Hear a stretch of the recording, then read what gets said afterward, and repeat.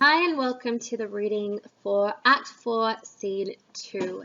So if you'll turn to page 146 of your books, I'll read for you a summary. Okay, so Act 4, Scene 2.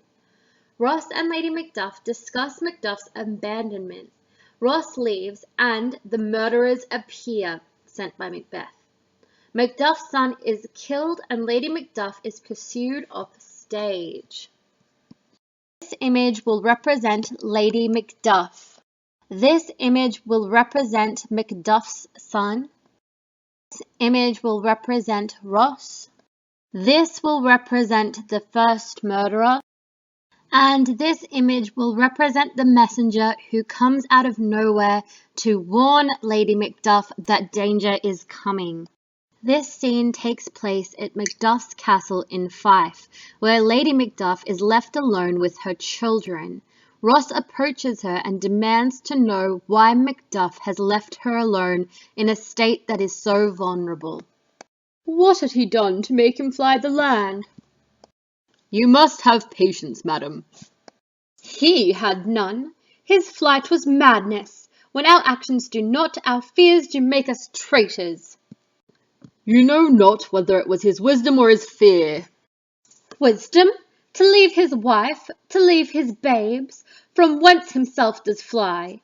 He loves us not. He wants the natural touch. For the poor wren, the most diminutive of birds, will fight her young ones in her nest against the owl. All is the fear and nothing is the love. As little is the wisdom, where the flight so runs against all reason. My dearest coz, I pray you school yourself, but for your husband.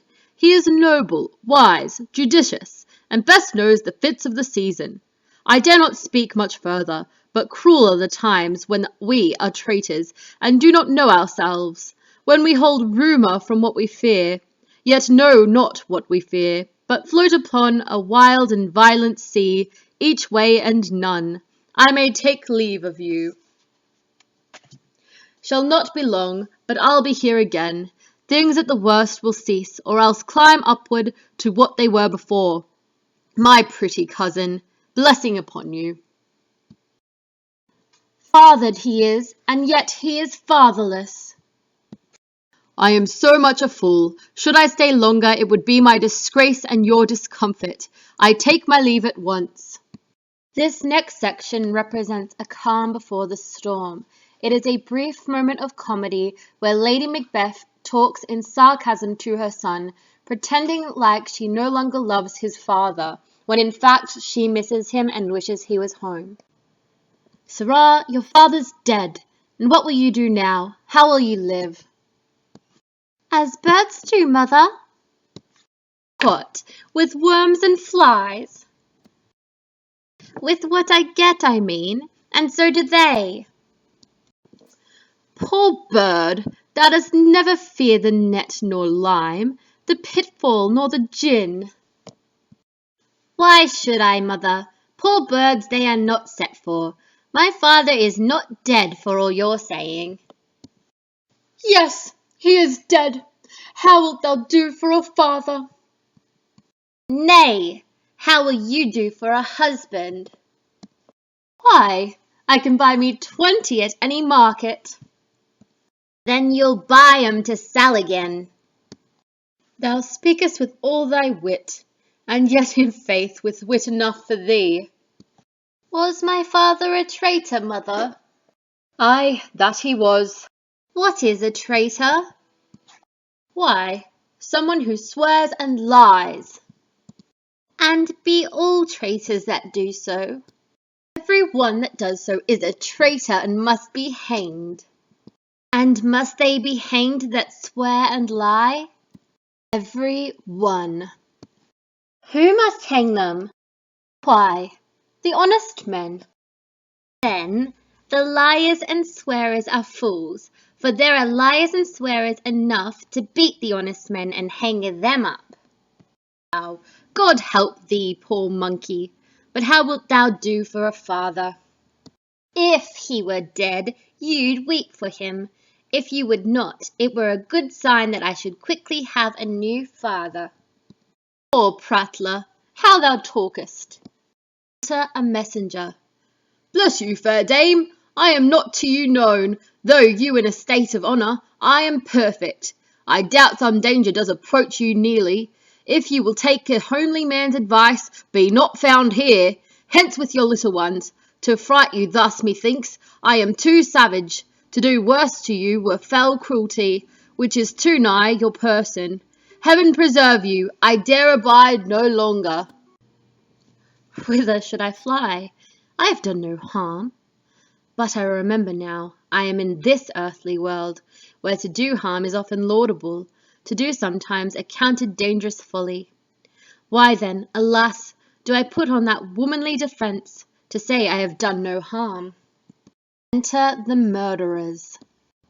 What are these faces? Where is your husband?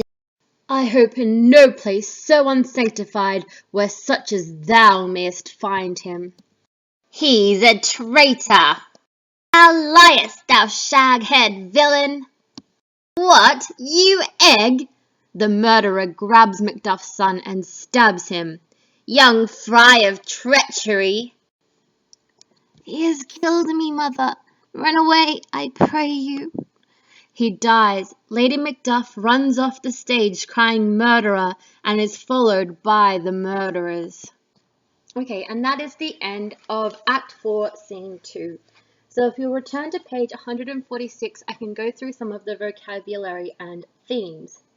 Okay, so when Lady Macduff is first talking to Ross at around line 3 to 4, we can see some deep irony. And this is because we know that Macbeth, after speaking to the witches in the previous scene, plans to kill them.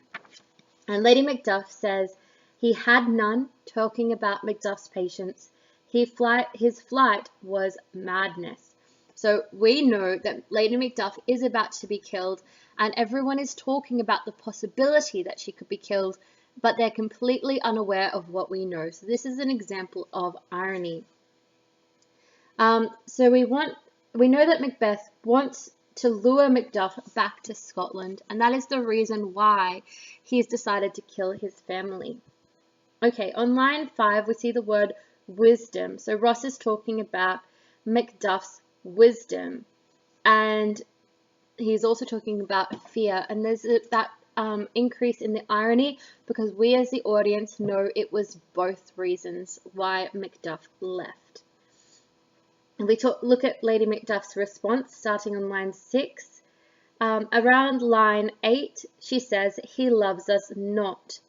And of course, she probably doesn't fully believe that in her heart. She probably still loves him, but she's talking out of bitterness. She also says this funny line around line 9 where she says, "He wants the natural touch." So here, wants is sort of synonymous with lacking. So he's lacking in natural touch. So she's saying that Macduff doesn't have a nurturing instinct. And she talks about a bird. She says, even the smallest bird, the wren, will stay at its nest and protect its young against an owl. So she's saying he doesn't even have the instinct that a wren has. And then we'll look at Ross's reply. We can see he refers to her as his cousin.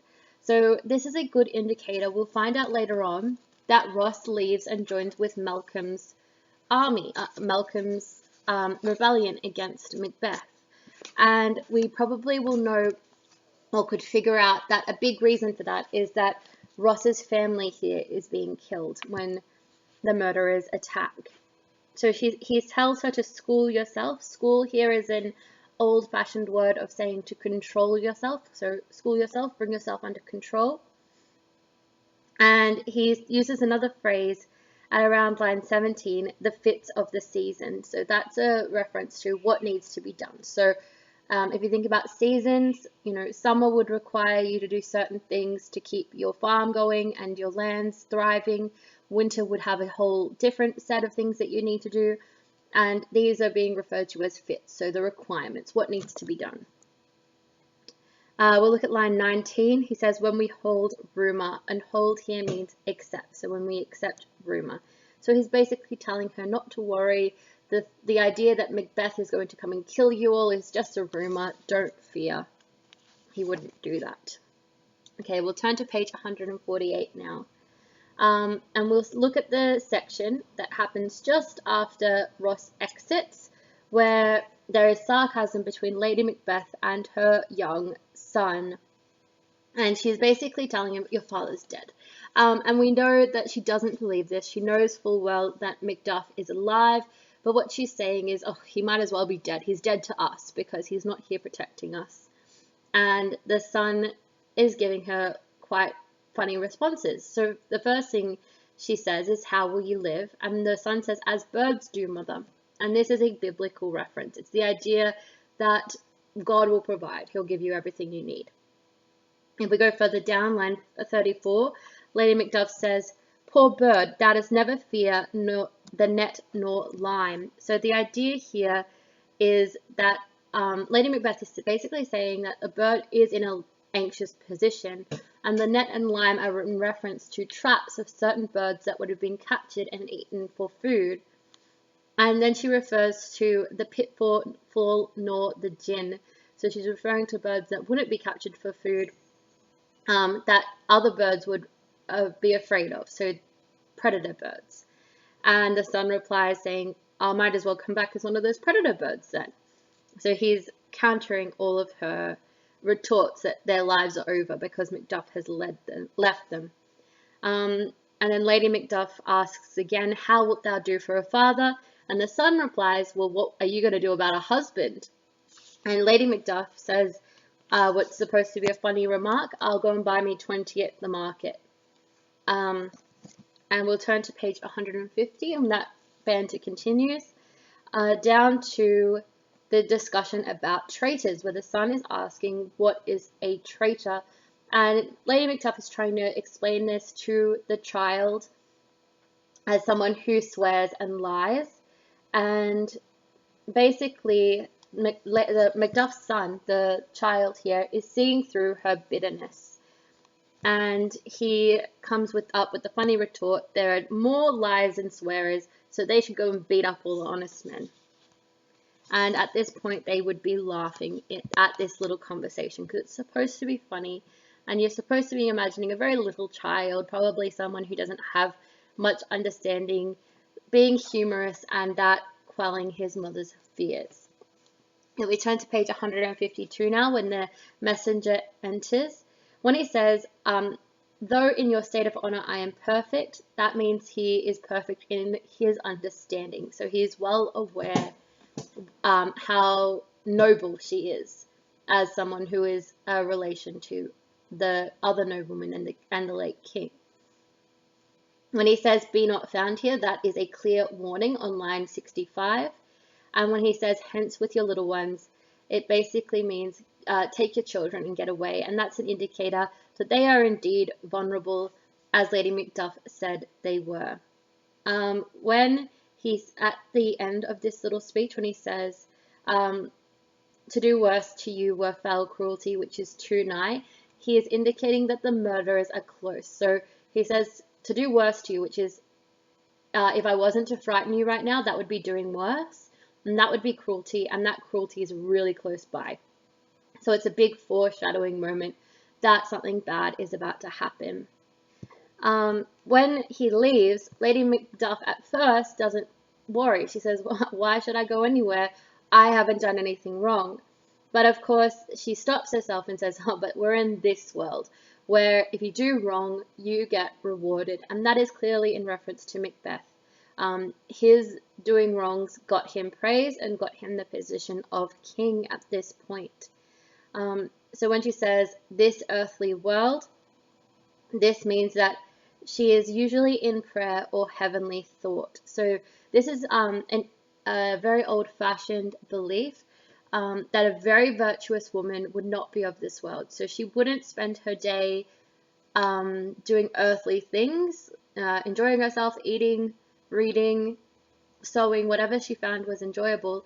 She would spend as much of her day as possible in prayer. So she would be pretending almost that she was in heaven. She might be walking to the chapel if she had an estate that had one, and be spending her day there. If she could read and had literacy, she'd be reading scripture, whatever she could do to be not of this world. So this is an indicator to the people of Shakespeare's time that Macduff was this ideal woman who spent so much time in prayer and thought that she forgot she was on earth, which is meant to make her murder all that more terrible to the people watching. And then she asks herself, why do I put up that womanly defense? So that's emphasizing her weakness, that she is a woman. She is a faithful, weak woman who has no defenses at her disposal. As we keep going down, the first murder asks, where is your husband? This is because Macbeth has ordered them to kill Macduff if he's there. So this is an indicator that Macbeth does not know that Macduff is in England. He was hoping the murderers would kill all of them. And then we'll go to the very last page, page 154. There is that funny line when Macduff's son calls out, like, oh, you are a treacherous, shag-head villain. So he insults the murderer, and the murderer replies, what, you egg? So an egg here is referring to him being undeveloped, so like a runt. It's like, oh, what, you runt, you small child who hasn't developed? And he says that as he stabs the child, and then the Lady Macduff runs away. And that's the end of that short little scene.